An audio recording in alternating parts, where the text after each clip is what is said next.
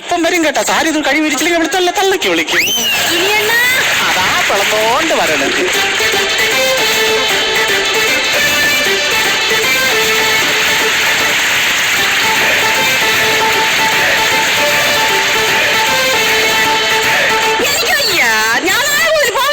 ഈ പണിക്ക് നടന്നെന്റെ കാല് വേദന എടുക്കണേ. എനിക്ക് തളർച്ച വരണ തള്ളേ എവള് പറയണ കേട്ടോ. ഇതെന്തൊരു ഭാരിച്ച പണി.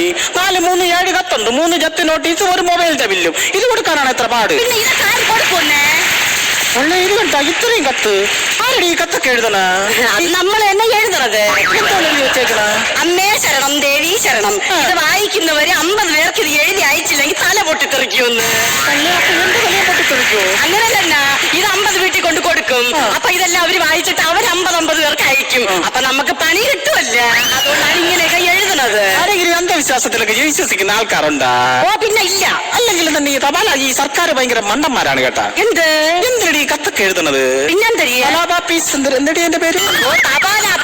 അങ്ങനെ ഒരു വാട്സപ്പ് ഗ്രൂപ്പ് തുടങ്ങണം കേട്ടാ. വാട്സപ്പ് ഗ്രൂപ്പ് അത് തുടങ്ങിയിട്ട് കുറെ ആൾക്കാരെല്ലാം കൂടെ അതിൽ മെമ്പർ ആക്കിയിട്ട് ഈ ആൾക്കാർക്ക് പറഞ്ഞ കത്തുകളെല്ലാം കൂടെ അതിലോട്ട് ഇട്ട് കൊടുത്തു കഴിഞ്ഞാൽ എല്ലാരും വായിക്കത്തില്ല. അപ്പൊ നല്ല ബുദ്ധി. അപ്പൊ ഓരോരുത്തർക്ക് പറഞ്ഞ കത്തുകൾ നാട്ടുകാർ വായിക്കുകയും ചെയ്യും. പിന്നെ ഞാൻ മാസം എണ്ണി വാങ്ങിക്കാൻ വേണ്ടി വാട്സപ്പിൽ ചെന്ന് കയറി കൊടുത്താൽ മതിയാന്ന്.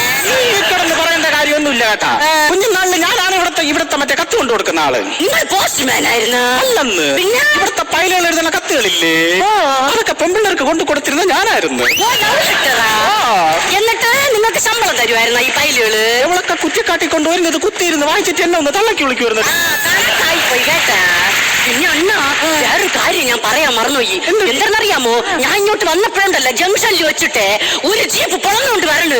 എന്നിട്ട് അപ്പുറത്തെ സൈഡിൽ കൂടെ പോയ ഒരു ചേച്ചിയെ ഇടിച്ചങ്ങ് തള്ളിയിട്ട് ആ ചേച്ചി മറിഞ്ഞ് വീണ് രക്തമൊക്കെ കുറെ പോയി. എന്നിട്ട് ഈ അലവലാദികളെല്ലാം കൂടെ നോക്കിക്കൊണ്ട് നിൽക്കണ. ആക്സിഡന്റ് അവിടെ തന്നെ. എന്നിട്ട് ചേച്ചികൾ എടുത്തോണ്ട് നിൽക്കണം എല്ലാം കൂടെ. എന്നിട്ട് ഞാനാണെങ്കിൽ പിടിച്ച് വലിച്ച് നൂത്തിരുത്തി വെള്ളമൊക്കെ കൊടുത്തിട്ടേ അപ്പൊ തന്നെ പോലീസ് സ്റ്റേഷനിൽ വിളിച്ച് പോലീസ് സ്വിച്ചിട്ട പോലല്ലേ വന്നത്. രാവിലെ വന്ന് തള്ളി ഇറക്കണം കേട്ടാ. സ്വിച്ചിട്ടാണ് പോലീസ് വന്നത്. സത്യം തന്നെ പറഞ്ഞത്. അത് പറയേണ്ടതുപോലെ പറഞ്ഞാ വരും അവര്. എങ്ങനെ പോലീസ് വന്നത്? ഞാൻ പറഞ്ഞു പെട്ടെന്ന് പറഞ്ഞ ഇവിടെ ഒരു അവിഹിതം നടക്കണം. നടന്നത് അത്യാഹിതം എന്ന് പറഞ്ഞാൽ ആരും വരൂല. അവിഹിതം എന്ന് പറഞ്ഞാൽ പറഞ്ഞിങ്ങി വരെയും ചെയ്യും. കാര്യം പറയട്ടെ.